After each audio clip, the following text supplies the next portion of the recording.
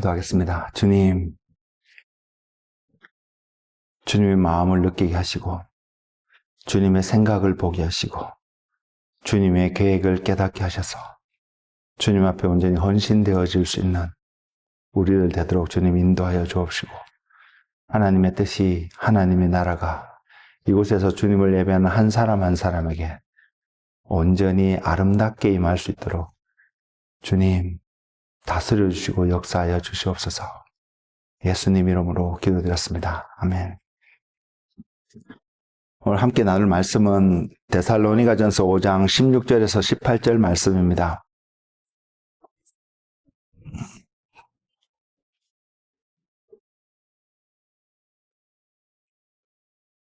이 말씀을 중심으로 하나님의 뜻이라는 제목으로 말씀을 함께 나누도록 하겠습니다. 데살로니가전서 5장 16절에서 18절입니다. 항상 기뻐하라, 쉬지 말고 기도하라, 범사에 감사하라. 이것이 그리스도 예수 안에서 너희를 향하신 하나님의 뜻이니라.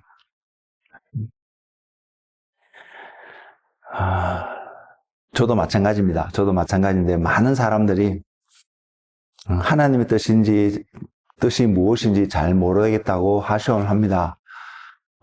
저도 늘 이 질문에 항상 이 질문 앞에 있고요. 또 하나님 앞에 질문하면서 때로는 아는 것 같은데 때로는 또 모르는 것 같고 하는 것이 솔직한 저의 고백이 정답이 아닐까 생각합니다. 전 여러분들도 그럴 수 있을 거라고 생각을 하는데요. 하나님의 뜻을 알고 그 뜻에 맞는 삶을 살아가는 것이 당연하다고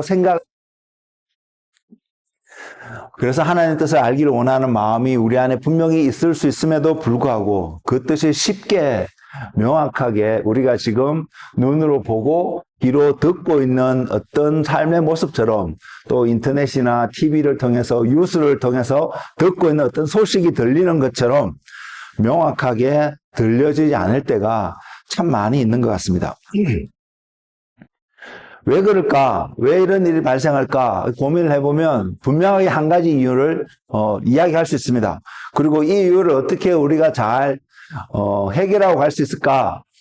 답은 아는데 실제적 삶 속에서 이것이 잘 해결되지 않는 이 해결하기 위해서 갈등이 우리 안에 있음을 분명히 바라보는데요.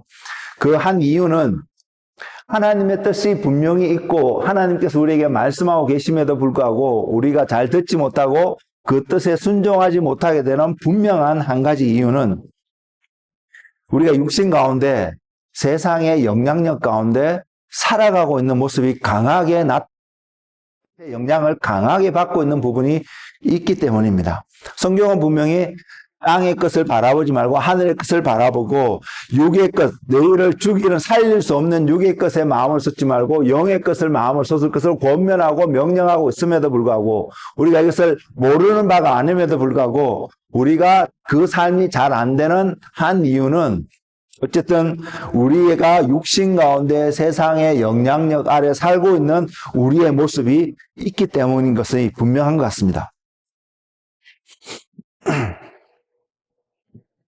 그리고요, 하나님의 뜻을 알고 싶음에도 불구하고 잘 모르겠다고 표현하거나 또는 하나님의 뜻을 분명하게 아는데도 불구하고 좀 무시하려고 하는 경향이 우리 안에 있는데 그 이유 중에 하나는 또 이런 것이 있지 않을까 생각하는데요.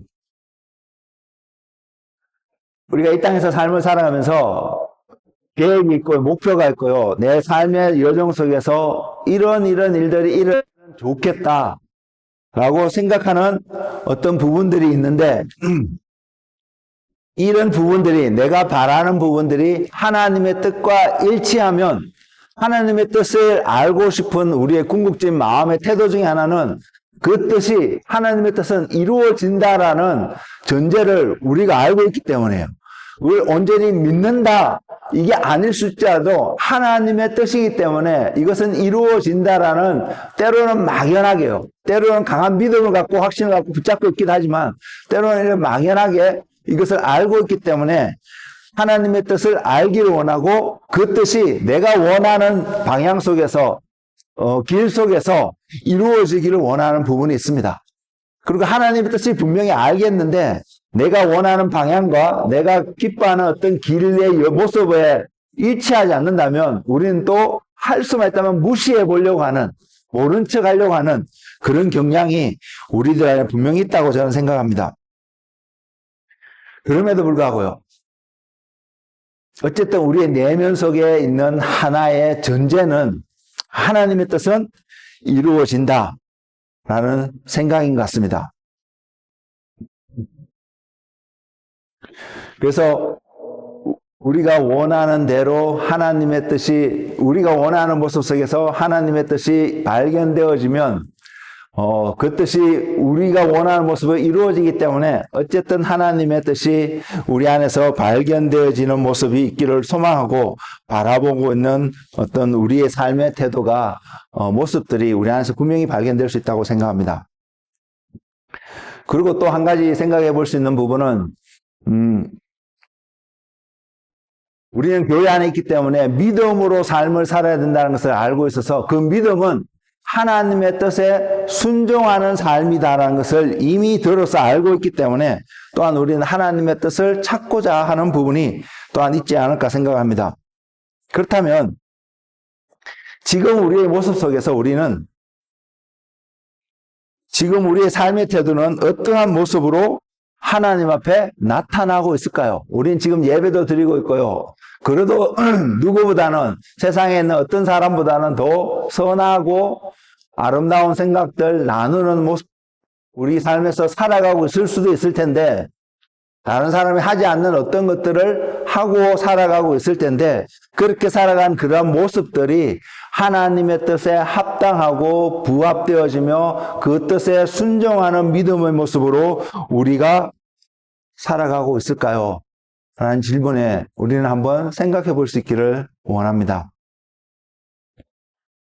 그래서 우리의 삶 속에서 하나님의 뜻이 나타나면 그 하나님의 뜻에 순종할 수 있는 믿음을 보이는 저와 여러분이 되기를 소망하는데요.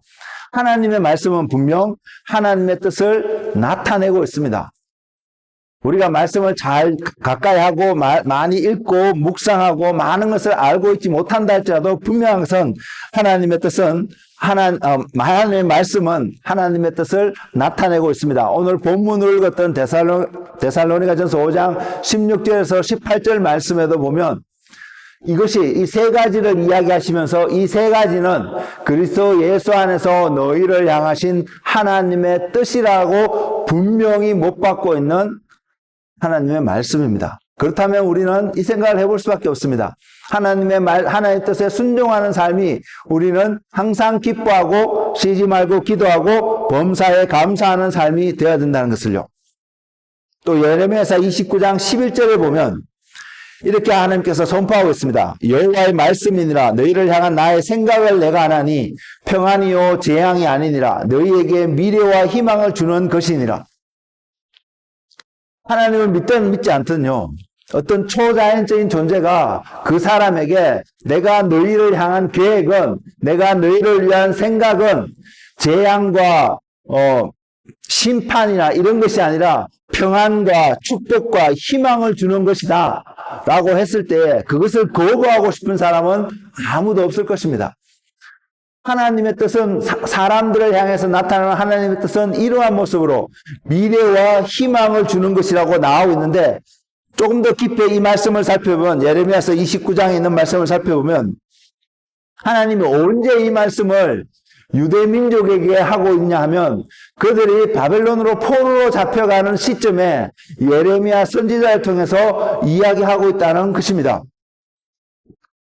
그러면서 분명히 표현한 것은 너희를 향한 나의 생각은, 우리가 이 땅에 살면서 듣기를 원하는 소망하는 한 음성이 있다면 나를 향한 하나님의 생각, 나를 향한 하나님의 계획을 듣기를 원하거든요. 내가 그것에 순종하고 이루어가는 자리에 가든 안 가든 그것은 그 다음의 문제고, 나를 향한 하나님의 생각을 알기를 원하는 마음이 우리 안에 있는데, 지금 예레미야서 29장 11절 말씀을 통해서 하나님이 선포하시기를 너희를 향한 나의 생각을 내가 아나니 평안이요 재앙이 아니라 미래와 희망을 주는 것이라고 선포하고 있고, 특별히 이 말씀은 포로로 끌려가고 있는 또는 포로로 잡혀가야 되는 유대 민족을 향하여서 던져주고 계시는 하나님의 말씀이라는 것입니다. 그러면 우리는 생각해 볼 수 있습니다. 포로로 잡혀가고 있는, 또는 저와 여러분이 어떠한 너무나도 힘들다고 느껴지는 어떤 고통과 고난 가운데, 어려움 가운데 살아가고 있는 우리의 모습 속에서 하나님께서 말씀하시기를 너희를 향한 나의 생각을 안 하니 평안이고 미래와 희망을 주는 것이다 라고 생각을 한다면, 그 음성을 들었던 사람들, 포로로 잡혀가는 사람들은 과연 무엇을 생각하고, 고난 가운데 있던 여러분은 무엇이라고 생각할 수 있을까요? 포로로 잡혀가는 유대인들이 미래와 희망을 갖는 삶의 모습이 포로로 잡혀가는, 포로 생활하는 모습일까요? 아니면 국가를 가지고 자기 나라를 세워서 자유를 누리며 살아가는 삶의 모습일까요? 분명하게 우리는 공통적으로 이렇게 이야기할 것입니다. 하나님이 이 말씀을 주셨다면, 내가 고난 가운데 이 말씀을 받았다면, 이 고난은 조만간 끝나게 되겠구나. 또는 유대인과 같은 입장에서 먼저 생각해 볼 수 있는 것은, 어쩌면 우리가 이 포로로 지금 잡혀가는 이 순간에 있지만 짧은 시간 안에 내일이라도 당장 이 포로 생활에서 풀려나거나, 또는 돌아가는 포로로 잡혀가는 그 중간에 풀려나서 다시 유대 땅으로, 예루살렘으로 돌아올 수 있지 않을까, 이런 희망을 갖기에 충분한 하나님의 메시지가 아닐까 생각을 합니다. 그런데 이 말씀은요, 포로 생활 속에서도 약속하고 있는 하나님의 약속이라는 사실입니다. 포로로 잡혀가는 그들에게 하나님이 또한 하시는 말씀이 뭐냐면, 너희가 잡혀가는 그곳에, 심지어 하나님 뭐라고 말씀하냐면, 너희가 저항하고 예루살렘에 남아있으면 포로 생활에서 그 땅에 끌려가서 살아가는 삶보다도 더 척박하고 힘들 것이기 때문에 너희는 포로로 잡혀가라고. 잡혀가게 되면 그곳에서 그 땅의 평안을 구하고 그 땅의 안녕을 구하는 것이 너희가 평강하게 안전하게 살 수 있는 길이라고 말씀을 하고 계셨거든요.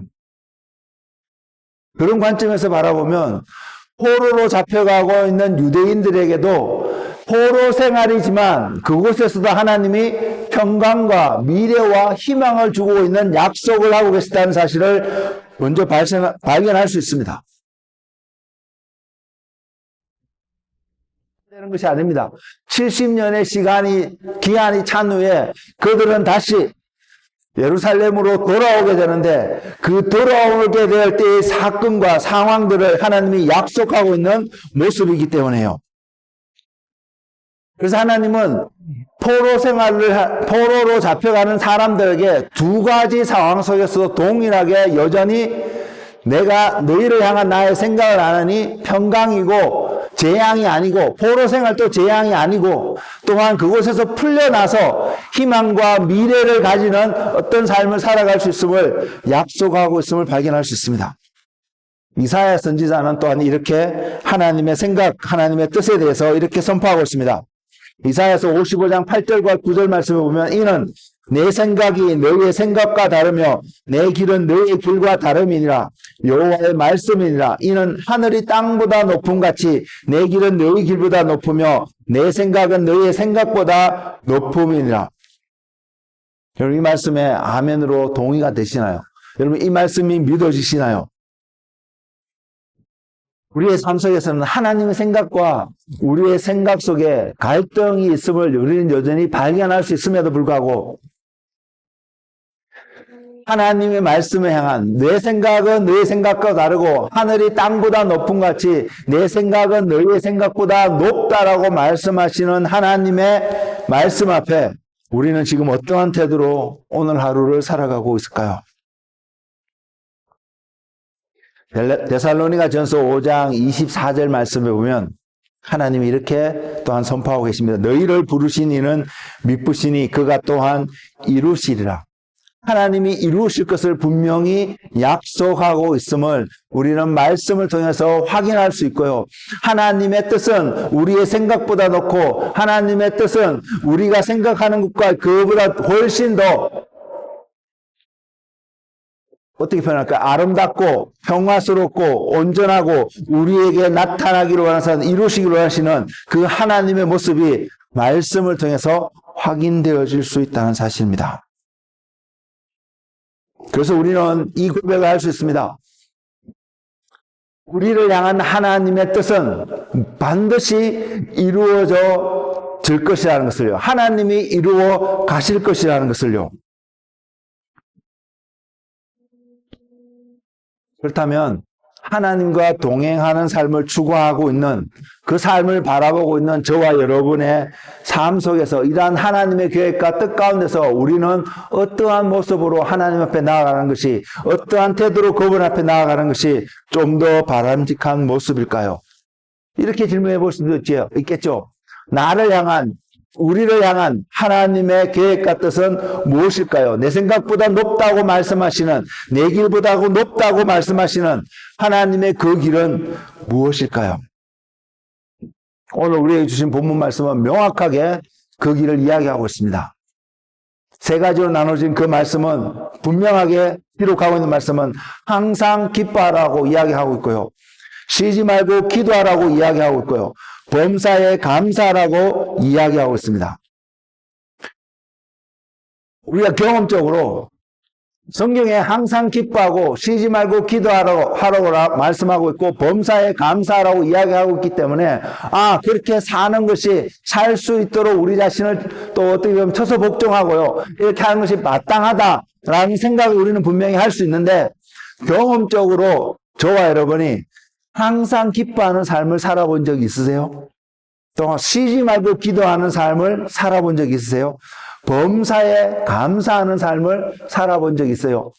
어떤 순간에, 어떤 모먼트에 우리는 기뻐하고 기도하고 감사하는 모습이 있지만 그 앞에 부사로 붙은 항상이라는 단어, 쉬지 말고라는 문장, 범사라는 단어를 갖다 붙여서 생각을 해보면 우리는 과연 그러한 삶을 살아본 적이 있을까?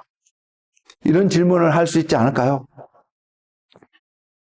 살아갈 수 없었을 것입니다. 저는 이것이 정직한 고백이 아닐까 생각하는데, 그 이유는 각자의 삶의 속에서 내가 왜 항상 기뻐하지 못하고 쉬지 말고 기도하지 못하고 범사에 감사하지 못하는 삶을 살았을까? 라고 생각해 볼 때 각자의 모습 속에서 여러 가지 변명이 될 수도 있고 이유도 될 수 있는 것들을 찾을 수 있지만, 공통적으로 하나 나타날 수 있는, 표현할 수 있는 한 가지는요, 이 삶은 세상과 육에 속한 삶이 아닌 것이기 때문입니다. 말씀에 순종해야 될 당위성이, 의무감이 있는 저와 여러분들에게는 다른 어떤 말씀 못지않게 이 말씀에도 순종하며 삶을 살아야 되는데, 그것이 믿음의 모습인데, 항상 기뻐하고 쉬지 말고 기도하고 범사에 감사하는 삶. 어떻게 우리는 이 삶을 살아갈 수 있을까? 우리의 삶이 어떠한 환경 가운데 놓이게 되면, 우리에게 어떠한 조건들이 충족되어지면 우리는 이러한 삶을 살아갈 수 있느냐는 것입니다. 여러분 한번 생각해 보세요. 내가 항상 기뻐하는 어떤 환경 속에 놓여 있다면, 그래서 저와 여러분이 항상 정말로 기뻐할 수 있는 어떤 삶을 살아가고 있는 모습을 본다면, 지금 우리의 생각 속에서 그 삶을 상상해 보면서, 생각해 보면서 내가 그러한 삶을 살아가고 있다면, 여러분 항상 쉬지 말고 기도하는 모습이 나올 수 있을까요? 이 질문은 어떻게 생각해 보시냐면, 우리가 주로 어느 때에 기도를 하고 있나요? 내 삶이 기쁘고 즐거움으로 가득 찼을 때에 여러분 더 열심히 기도하는 사람입니까? 아니면 내 삶이 어려움이 있고 고난이 있고 앞에 어떤 일들이 다가오는데 또 힘든 가운데 있는데 이것이 극복하기 힘들다고 느껴질 때에, 도움이 필요하겠다고 느껴질 때에 더 많이 기도를 하고 있나요? 그걸 가만히 생각해 보면, 그럼 내가 항상 기쁠 때는 쉬지 말고 기도하기가 굉장히 어려워질 수 있구나라는 생각을 우리는 또한 할 수 있습니다. 또 생각해보면 범사에 감사하는, 여러분이 항상 감사하는 어떤 삶을 살아가고 있다면, 모든 것이 감사하다고 느껴지고 정말로 경험하며 산다면, 그 감사의 내용이 어떤 사람의 관점에서는 저것까지 감사를 해야 돼, 저것도 감사할 수 있어, 이런 이야기를 할 수 있을 것입니다. 그럼에도 불구하고 여러분이 항상 나는 감사하는 마음으로 그것을 바라보고 살아갈 수 있다면 또한 마찬가지로 쉬지 말고 기도하는 모습이 그 감사하는 순간순간의 모습 속에서 쉽게 나타날 수 있을까요? 정직한 고백이 잘 안 되지 않을까라는 것이 맞지 않을까 생각을 하는데 그 이유는 그렇게 생각할 수밖에 없는 한 이유는 우리의 생각 속에 가치관 속에 항상 기뻐하라, 쉬지 말고 기도하라, 범사에 감사하라 이것을 충족시킬 수 있는 조건들을 어디서 바라보냐면 세상 가운데서, 육신 가운데서 이 조건들이 채워지는 것을 기대하고 소망하는 마음이 많이 있기 때문이라고 생각합니다.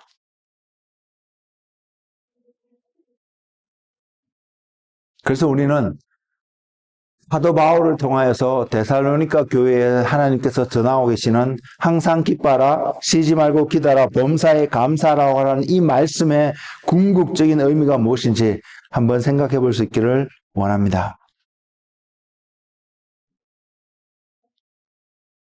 여러분 기억해야 될 한 가지 조건이 있다면 이것입니다. 순종하고 싶은데 믿음으로 살아가고 싶은데 이것이 잘 안 되는 한 가지 이유는 우리의 삶이 너무나 많이 세상 가운데 세상에 속한 삶의 모습으로 자꾸 보여지기 때문이라는 사실을 말입니다. 그래서 이것을 고민할 때 하나님이 답은 주신 것 같아요. 그래서 우리가 이 답을 가지고 이 답을 향해서 오늘 또 살아갈 수 있는 그러한 은혜가 있기를 원합니다. 세상에서 필요한 우리가 생각하기에 이런 일들이 있으면 이런 것들이 우리에게 충분히 주어지면 나는 항상 기뻐할 수 있을 거야 라고 생각할 수 있는 그런 조건들이 다 충족되어진다 할지라도 저와 여러분 결코 항상 기뻐하는 삶을 살아가지 못할 것입니다. 또 조금 전에 설명드렸던 것처럼 항상 기뻐하는 그 삶이 알게 모르게 그것이 세상의 어떤 것이 채워지는 것으로 충족되어 줄 수 있는 그러한 삶의 모습이라면 결국은 우리가 지금 또한 쉬지 말고 기도하게끔 명하시는 하나님의 말씀에 순종하지 못하는 삶이 될 수도 있음을 볼 수 있기 때문에요. 그래서 세상에 속한 어떤 것들이 우리를 항상 영원히 기뻐하고 쉬지 말고 기도하고 범사에 감사하게끔 온전하게 이끌지 않는다는 사실입니다. 그렇지만 주님께서 바울을 통해서 우리에게 이 말씀을 명령하고 계시기 때문에 이것은 가능하다는 생각을 우리는 해야 할 수 있어야 합니다. 지금 나의 모습 속에서 발견 안 되는 삶이랄지라도 이 말씀은 성취할 수 있는, 이루어질 수 있는 말씀인 것을 우리는 먼저 볼 수 있어야 되고 그것을 이루어질 수 있는 최고의 유일한 조건이 바로 우리의 관점이, 우리의 삶이 이 땅에 있지만 이 땅에 속한, 이 땅을 걸어가는 삶이 아니라 하늘에 속한 자의 삶이 되어지고 하늘에 속한 자의 그 삶을 살아가는 그 사람에게 반드시 발견되어지는, 충족되어지는 조건이 그 사람의 삶 속에 예수 그리스도가 발견되어진다는 것입니다. 항상 기뻐하고요. 쉬지 말고 기도하며 범사에 감사할 수 있는 최고의 조건은 저와 여러분의 삶 속에 그리스도가 발견되어질 때, 하나님 자신이 우리에게서 확인되어질 때, 우리가 다른 말로 표현하면 우리가 그 하나님을 생각해 볼 수 있을 때에, 하나님을 묵상하여 볼 수 있을 때에 우리는 항상 기뻐하고요. 쉬지 말고 기도하고 범사에 감사하는 삶을 살아갈 수 있다는 것입니다.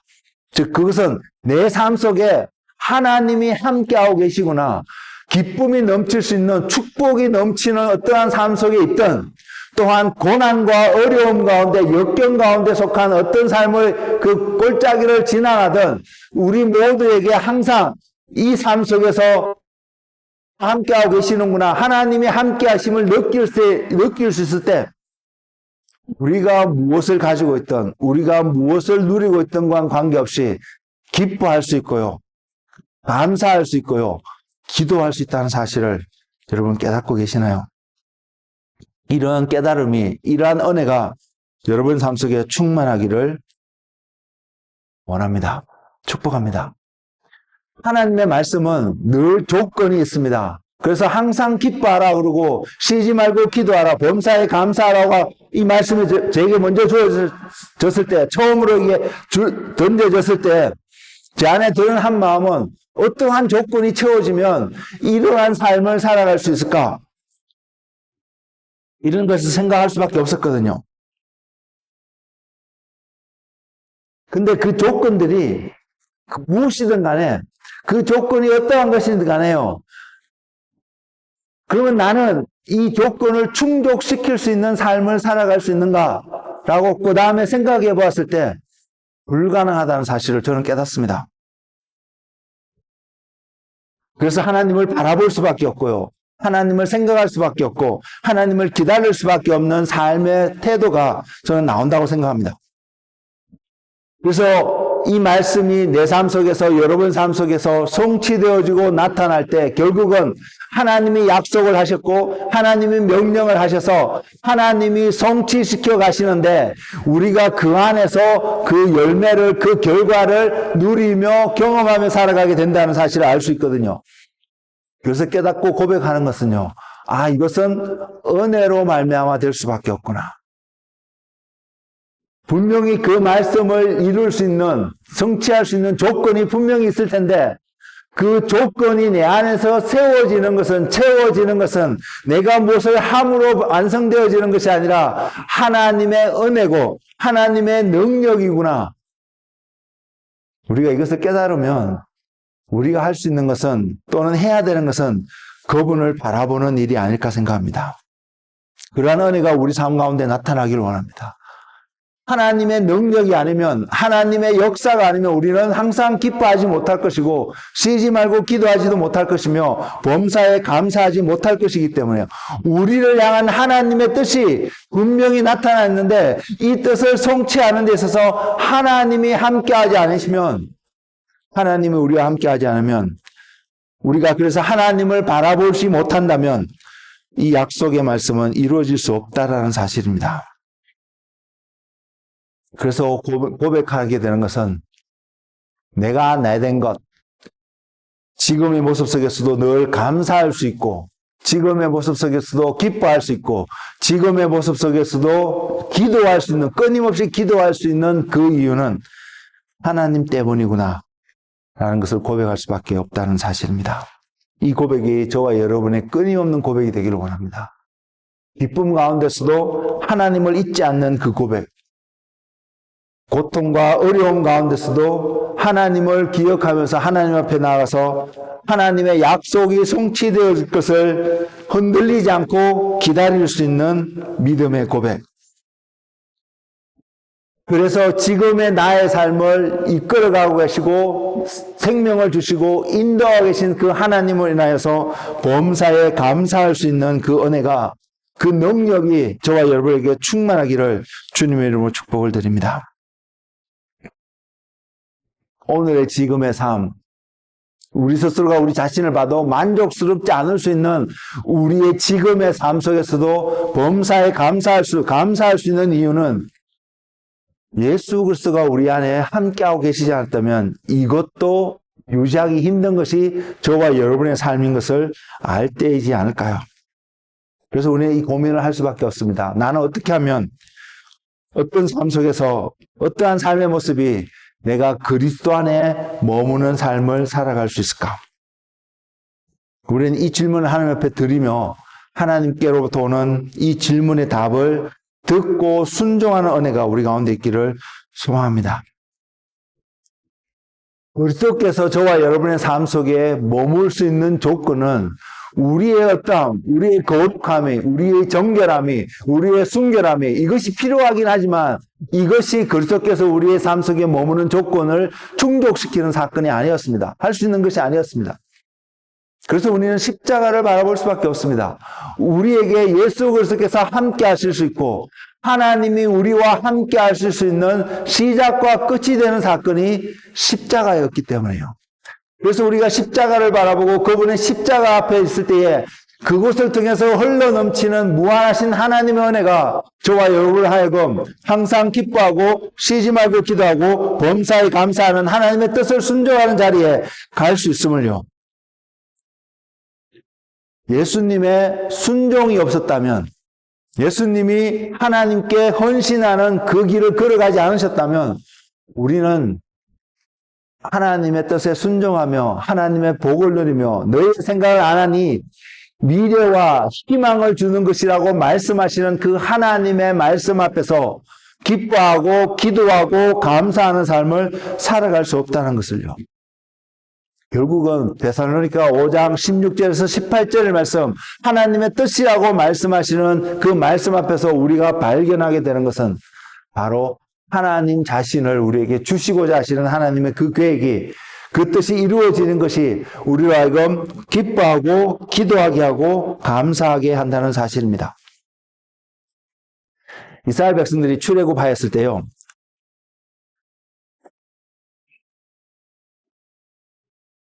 광야에 불뱀이 나타나서 그들을 막 물게 되었습니다. 그래서 그 물렸던 자들마다 죽게 되는 상황들이 광야 생활할 때 나타났습니다. 그것이 민수기서 21장에 나오는데요. 그렇게 된 이유가 있었습니다. 이스라엘 백성이 출애굽해서 광야 생활했던 그 삶 자체는 오늘날 그 시대 이전에도 그 이후에도 어떤 시대도 그와 같은 하나님의 초자연적이고 강력한 하나님의 역사 가운데서 살아갔던 민족이 없다라고 표현해도 맞을 만큼 강력한 하나님의 역사가 있던, 하나님의 보호하심과 인도하심이 있던 그 시대의 그 환경 속에서 그들이 광야라는 여정을 지나가고 있었거든요. 근데 그런 역경 속에서도 우리는 이렇게 생각할 수 있을 거예요. 내가 저 사람만큼 하나님의 은혜가 주어졌다는 것을 내 삶이 안다면 우리는 하나님을 찬양하고 예배하는 일에 온전히 헌신할 수 있겠구나 라는 생각을 우리는 할 수 있거든요. 이스라엘 백성들도 마찬가지였어요. 그들 속에 역사하신 하나님은 오늘 내가 똑같이 경험하고 있다면, 아니, 그거치 않더라도 한 10분의 1만 경험해도 나는 저러지 않을 수 있을 텐데, 라는 생각을 우리는 할 수 있단 말입니다. 그런 그들이 그 광야를 지나가면서요, 광야라는 환경이 척박하잖아요. 그래서 광야라고 표현하는데, 윌드네스라고 표현하는데, 생명이 없는, 힘들 수밖에 없는 삶이 그 광야의 삶인데, 그것을 지나가면서 하나님께 원망과 불평을 하였거든요.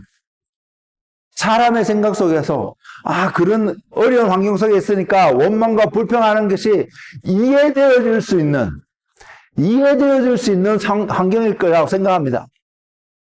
근데 그 환경 속에서 불평과 원망하고 있는 그들에게 내리신 하나님의 심판이 불뱀을 보면서 그들을 물게 하셨다는 것입니다. 민수기 21장 5절에 그들이 어떤 원망을 하는지 나와 있는데요. 백성이 하나님과 모세를 향하여 원망하되 어찌하여 우리를 애굽에서 인도해내어 이 광야에서 죽게 하는가? 이곳에는 먹을 것도 없고 물도 없도다. 우리 마음이 이 하찮은 음식을 싫어하노라 하매. 여러분, 여기서 하찮다고 표현하는 이 음식이 뭔지 아세요? 이 음식은 만나였거든요. 하늘에서부터 내려온 만나였거든요. 이 음식이 무엇이냐? 이렇게 표현해서 이름 붙여진 이름이 만나였는데, 이 만나의 특징은 하나님이 매일 하늘에서부터 그들을 먹이시기 위해서 보내주신 하나님의 은혜였고 선물이었단 말입니다. 근데 어느 순간 그들이 이것을 싫어하고 원망하고 불평하고 있는 모습, 이걸 다른 말로 표현하면요, 날마다 하나님으로부터 들려오는 메시지가 있고 음성이 들려지고 그 메시지와 그 음성으로 말미암아 생명을 유지해가는 그 은혜 가운데 살아가고 있는 어떤 사람이 어느 순간 이렇게 표현한 것입니다. 그 음성이 지겹다고, 그 음성이 이제 너무 지루하다고.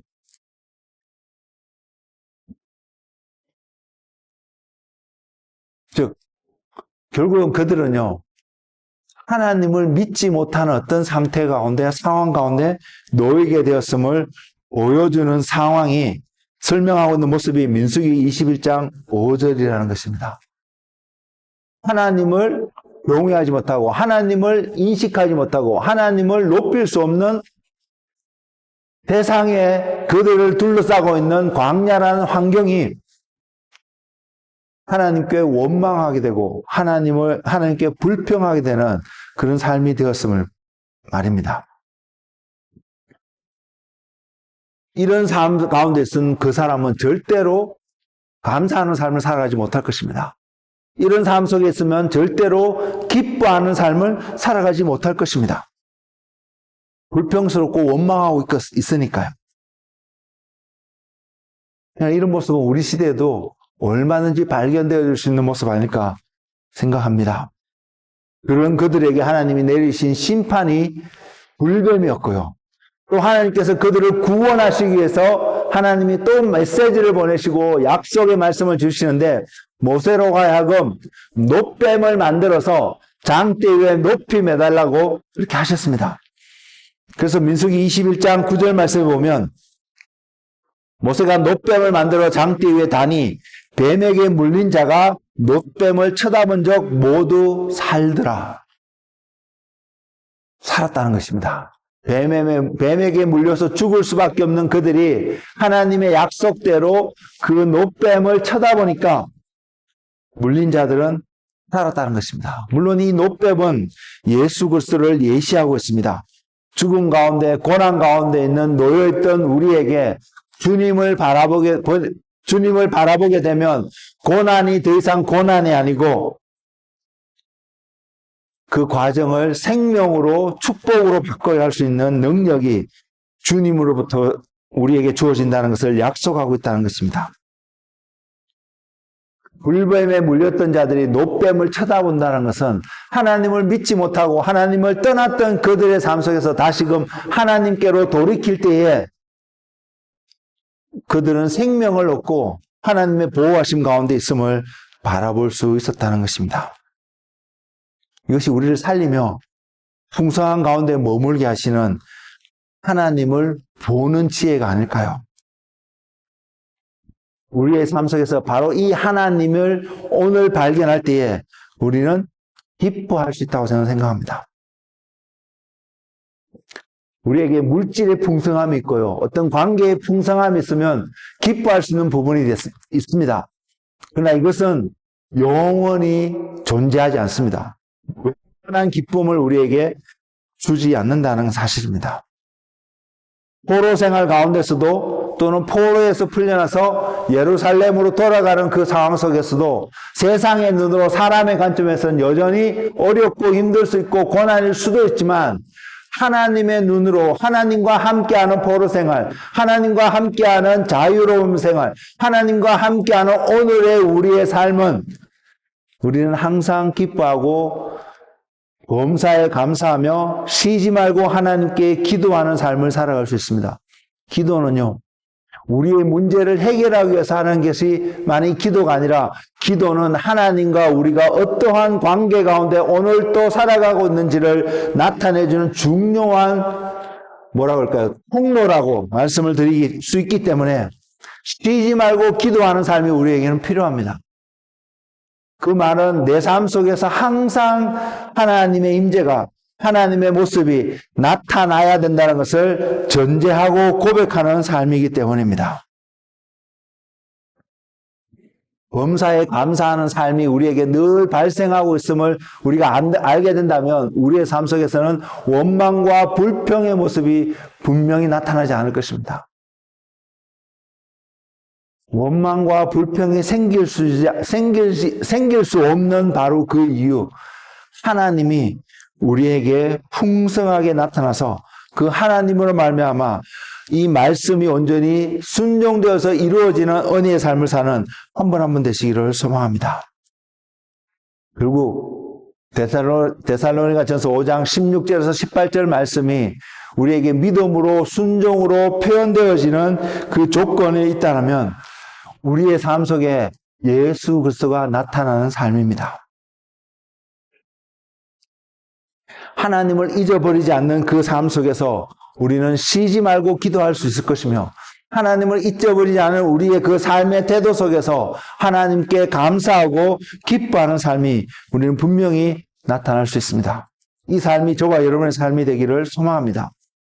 그래서 이 삶 속에서 원망하고 불평하는 삶의 모습이 아니라 하나님 앞에 나와서 하나님을 기다릴 수 있는, 인내할 수 있는 능력이 되어지는 삶이 되어지고, 그래서 하나님을 기다릴 때에 하나님께서 함께 하시겠다고 하신 임마누엘 하나님의 그 모습이, 그래서 말씀이 육신이 되어 우리 가운데 찾아오셨던 바로 그 모습이 오늘 이 시대에 혼란스럽고 도대체 앞으로 어떤 일이 일어날지, 내 삶을 어떻게 하면 좀 더 스테이블하게 갈 수 있을지 모를 수 있는 이 시대에도 바로 그 하나님으로 말미암아 하나님 때문에 스테이블하고, 하나님 때문에 평화롭고, 하나님 때문에 기뻐하고, 하나님 때문에 감사하고, 하나님 때문에 쉬지 말고 기도하는 삶이 저와 여러분의 삶이 되기를 예수님의 이름으로 축복을 드립니다. 다시 한번 질문을 드리겠습니다. 우리는 어떠한 삶이 하나님을 잊지 않는 삶이 되어서 항상 기뻐하고 쉬지 말고 기도하며 범사에 감사하는 삶을 살아갈 수 있을까요? 하나님이 깨닫게 해주신 한 가지 모습은 하나님 바라보는 것이 우리의 삶의 기본으로 세워져 가는 삶이라는 것입니다. 십자가에 달리신 예수님을 바라보는 순종이라는 것입니다. 우리는 하루 24시간의 삶 속에서 우리가 반복적으로 행하고 있는 어떤 삶의 모습들이 있잖아요.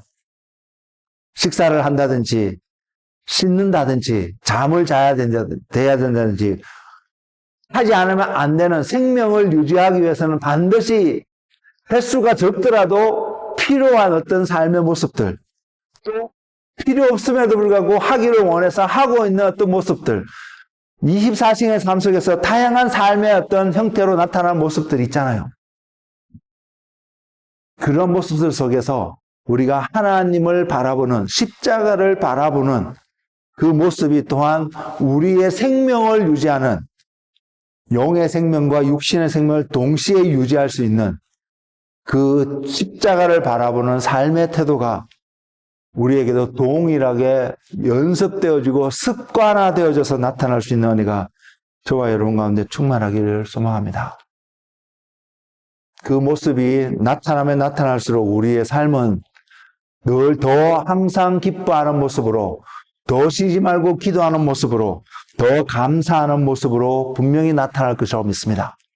그 모습이 나타날 때 우리는 임마누엘이신, 우리와 함께 하시는 하나님의 온전한 모습이 우리 삶 속에 풍성하게 나타나기에, 이 삶이 우리의 삶 속에서 온전히 습관화되어지고 세워질 은혜가 넘치는 한 분 한 분 되시기를 소망합니다. 마지막으로 이 말씀을 여러분에게 전하면서 말씀을 마치고자 합니다. 그 말씀은 뭐냐면 전도서 12장 1절에서 2절에 있는 말씀입니다. 너는 청년의 때에 너의 창조주를 기억하라.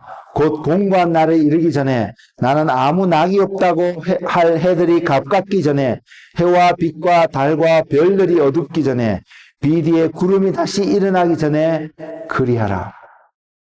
기도하겠습니다.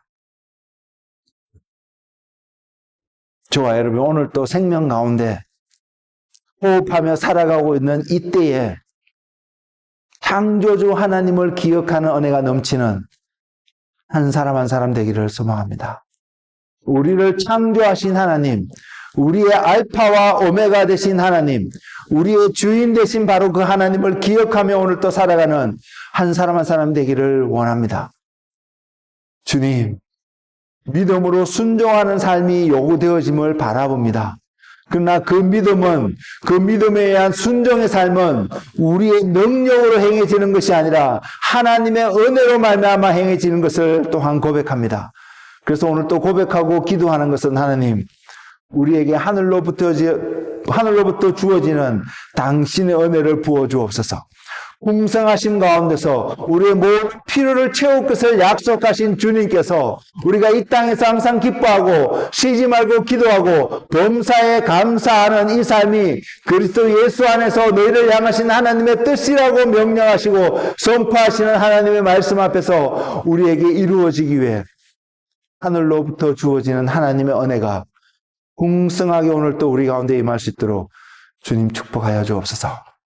그래서 주님을 기억하고 주님과 동행하는 삶을 통하여서 우리의 삶이 항상 기뻐하며 쉬지 말고 기도하고 범사에 감사하는 하나님의 뜻이 하늘에서 이루어진 것 같이 땅에서 살아가는 우리의 육신의 삶 속에서도 그 뜻이 온전히 이루어져서 하나님께 존귀함을 드리고 경외함을 드리고 예배함을 드리고 우리에겐 거룩함과 정결함과 성실함과 온전함으로 이 땅에서 하나님의 나라를 바라보며 살아가는 한 사람이 될 수 있도록 주님 축복하여 주시옵소서. 감사하고 예수님의 이름으로 기도드렸습니다.